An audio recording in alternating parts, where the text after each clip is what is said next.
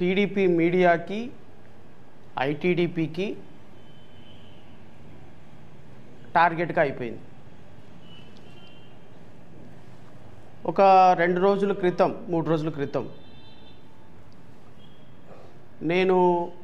నాకు తెలిసినటువంటి అంశాలు, నాకు దగ్గరికి ఏదైతే ఒక బాధిత మహిళ ఒక వారం 10 రోజుల క్రితం హైకోర్టు జడ్జిమెంట్ తీసుకుంది. ఒక వారం 10 రోజుల క్రితం నా దగ్గరకు వచ్చి చెప్పిన సందర్భంలో ఆమె సమస్యలో కొంత ప్రాథమికమైనటువంటి సమాచారం ఉంది కాబట్టి నేను ఆవిడ సమస్యని రాష్ట్ర ప్రభుత్వం దృష్టికి తీసుకొచ్చే ప్రయత్నం చేశాను. నేను ఏ సందర్భంలోనూ కూడా రాష్ట్ర ప్రభుత్వం లేదా తెలుగుదేశం పార్టీ డబ్బులు తీసుకుంది అని కానీ, ఆవిడ దగ్గర 7 కోట్ల రూపాయలు వేమన సతీష్ తీసుకొని ఆవిడని మోసం చేశాడు అని కానీ, రాష్ట్ర ప్రభుత్వం దీని వెనక ఉందో లేకపోతే తెలుగుదేశం పార్టీ ఆ వేమన సతీష్ ద్వారా డబ్బులు తీసుకొని అది చంద్రబాబు నాయుడు నారా లోకేష్ తీసుకున్నాడని కానీ నేను ఏ విధమైనటువంటి ఆరోపణ చేయలే. ఒక సమస్య నా దగ్గరకు వచ్చింది. ఆ సమస్యకు సంబంధించి ఆ మహిళ చనిపోతాను, మా కుటుంబానికి చావు తప్ప మరొక మార్గం లేదు, ఇది చచ్చిపోవటానికి మా కుటుంబం మొత్తం సూసైడ్ చేసుకునే పరిస్థితి ఉంది సార్ అని నా దగ్గర చెప్పినప్పుడు, అమ్మ అలా చచ్చిపోవటం కరెక్ట్ కాదు, గబక్కనే రేపొద్దున చనిపోయిన తర్వాత మీ ప్రాణాలు తిరిగి రావు, కాబట్టి మీ సమస్య ఏంటో రాష్ట్ర ప్రభుత్వం దగ్గరికి తీసుకెళ్ళండి, రాష్ట్ర ప్రభుత్వం దగ్గరికి తీసుకెళ్ళి రాష్ట్ర ప్రభుత్వం విచారణ చేస్తుంది అని నేను ఒక అప్పీల్ చేశాను చంద్రబాబు నాయుడు గారికి. మీరు ముఖ్యమంత్రిగా మీ పార్టీలో పనిచేసినటువంటి ఒక మహిళ ఇలా 7 కోట్ల రూపాయలు ఒక అతనికి తెలుగుదేశం పార్టీలో ప్రధాన కార్యదర్శిలో ఉన్నటువంటి ఒక ఎన్ఆర్ఐ విభాగానికి అధ్యక్షుడిగా ఉన్నటువంటి వ్యక్తికి ఇచ్చింది. ఆ వ్యక్తికి ఇచ్చినటువంటి డబ్బులు తిరిగి ఒకవేళ నిజంగా ఇచ్చి ఉంటే తిరిగి ఇప్పించండి. అంతకుమించి నేను ఏ సందర్భంలోనూ కూడా తెలుగుదేశం పార్టీ మీద నేను మసికొట్ట కాల్చి మొక్కాను వేయలా. ఆ రోజు నుంచి మొదలైనవి. ఆ రోజు నుంచి ఏం మొదలైంది? ట్రోల్స్ మొదలైనవి. ఇక ఆ రోజు నుంచి డిబేట్లు, జడా శ్రావణ్ కుమార్ వెనకున్నాడు, నడిపిస్తున్నాడు. ఆ రోజు నుంచి ఇక చెయ్యని రగడలేదు, మాట్లాడని ఛానల్ లేదు. నేను అంది ఒక తెలుగుదేశం పార్టీకి ఒక అప్పీల్ చేశాను. దీంట్లో నిజాయితీ ఉంటే ఆమె చేసిన ఆరోపణలో నిజాయితీ ఉంటే మీరు దాని మీద యాక్షన్ తీసుకోండి, లేదు అంటే చట్టం తన పని తను చేసుకుపోతూ ఉంటుంది. దీంట్లో తప్పేముంది? ఆవిడ నిజంగానే ఆరోపణ చేసినట్టు కరెక్ట్గా ఉంటే మీరు దాన్ని విచారణ చేయించండి. ఇంటెలిజెన్స్ మీ దగ్గరే ఉంది, తెలుగుదేశం పార్టీ నాయకులు మీ దగ్గరే ఉన్నారు, మీరు విచారణ చేయండి. విచారణ చేసి దాంట్లో నిజాలు ఉంటే చేయండి అని చెప్పారు. అసలు ఆమెకున్న స్థాయి ఏంటి, ఆవిడకున్నటువంటి ఆలోచన ఏంటి, ఆవిడకున్న డబ్బులేంటి, ఆవిడకి ఏ విధంగా ఉంది, ఇవన్నీ మొదలు పెట్టుకొచ్చారు.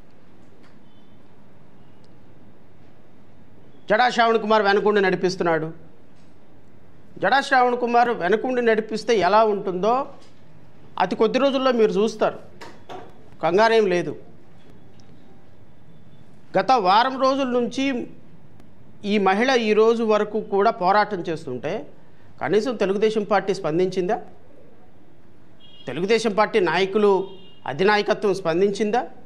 సరే, నేను తప్పు చెప్పానా, నేను మంచి చెప్పానా, ఆవిడ కరెక్ట్ చెప్పిందా, కరెక్ట్ చెప్పలేదా వదిలేద్దాం. కనీసం విచారణ చేయాల్సినటువంటి బాధ్యత చంద్రబాబు నాయుడు గారికి ఉందా లేదా?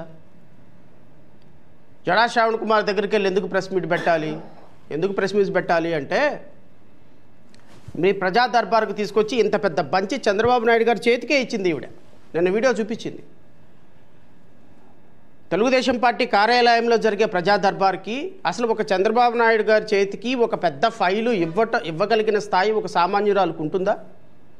ఇంత పెద్ద ఫైలు తీసుకొచ్చి చంద్రబాబు నాయుడు గారికి ఈ భార్యాభర్తలు ఇద్దరు వచ్చి తీసుకొచ్చి ఇచ్చినటువంటి ఫైలు చంద్రబాబు నాయుడు గారు తీసుకొని ఇలా చూసిన సందర్భం నిన్న వీడియో ఆమె చూపించలేదా మీడియాకి? మీ చేతులతో చంద్రబాబు నాయుడు గారి స్వహస్తాలతో ఆ ఫైల్ తీసుకొని తన సిబ్బందికి ఇచ్చినటువంటి మాట వాస్తవం కాదా? తెలుగుదేశం పార్టీ ఆఫీసులో ప్రజా దర్బార్లో ఆవిడ ఇచ్చినటువంటి మాట వాస్తవం కాదా? అంటే ప్రజా దర్బార్లో మీరు తీసుకునే అర్జీలు మరి తీసుకున్న తర్వాత ఈ రోజు వరకు ఏమైనా ఎంక్వైరీ జరిగిందా? అమ్మా నువ్వేదో పెద్ద ఫైల్ ఇచ్చావు ఆధారాలతో సహా, ఈ ఫైల్ మీద ఏం జరిగింది, ఇదిగో నువ్వేదో చంద్రబాబు నాయుడు గారికి ఇచ్చావు, వారి పిఏకి ఇచ్చారు, ప్రజా దర్బార్లో వచ్చినటువంటి అర్జీల్లో పరిష్కరించే భాగంగా ఇదిగో మీరు ఇచ్చినటువంటి అర్జీ మీద మేము విచారణ చేస్తున్నాం, మీరు ఒకసారి పార్టీ ఆఫీస్కి రండి, మీ వాంగ్మూలం రికార్డ్ చేస్తాం, ఎవరైతే మిమ్మల్ని మోసం చేశారో అతను కూడా పిలిపిస్తామని ఏమైనా ఫాలో అప్ యాక్షన్ జరిగిందా? జరిగితే ఆవిడ నా దగ్గరికి ఎందుకు వస్తుంది? జరిగితే ఈ విషయంలో నేనెందుకు ఇన్వాల్వ్ కావాల్సి వస్తుంది? స్వహస్తాలతో చంద్రబాబు నాయుడు గారు స్వహస్తాలతో అంత పెద్ద ఫైలు తీసుకొని ఆ ఫైలు తన పిఏకిస్తే ఈ రోజు వరకు దాని మీద ఫాలో అప్ యాక్షన్ లేదు అంటే మీరు ప్రజా దర్బార్లో తీసుకునే అర్జీలన్నీ ఉత్తిత్తి అర్జీలా? మీరు తెలుగుదేశం పార్టీలో డ్రామా ప్లే చేస్తున్నారా? బాధితుల దగ్గర నుంచి రిపోర్ట్లు తీసుకొని బాధిత దగ్గర నుంచి మీరు అర్జీలు తీసుకొని అవన్నీ తీసుకెళ్ళి చెత్తపుట్లో పడేస్తున్నారా? మరి అంతే కదా. ఈవిడ ఇచ్చినటువంటి ఇంత పెద్ద బుక్లెట్ గౌరవంగా స్వయాన రాష్ట్ర ముఖ్యమంత్రి వర్యులు చేతికే ఇస్తే దాని మీద కనీసం ఫాలో అప్ లేకుండా కనీసం ఇన్ఫర్మేషన్ లేకుండా తిరిగి దాడి చేస్తారా? తిరిగి మళ్ళీ దాడి చేస్తారా? నిజంగానే 7 కోట్ల రూపాయలు తీసుకొని ఉండకపోతే నేను అడుగుతున్నా, నిజంగానే 7 కోట్ల రూపాయలు వేమన సతీష్ తీసుకొని ఉండకపోతే వేమన సతీష్ ఎందుకు వీళ్ళని కిడ్నాప్ చేయిస్తాడు? చెప్పండి సార్, ఎందుకు వీళ్ళని కిడ్నాప్ చేయిస్తారు? ఈవిడ ప్రెస్ మీట్ పెట్టినటువంటి మార్నింగే ప్రెస్ మీట్ పెట్టిన రోజే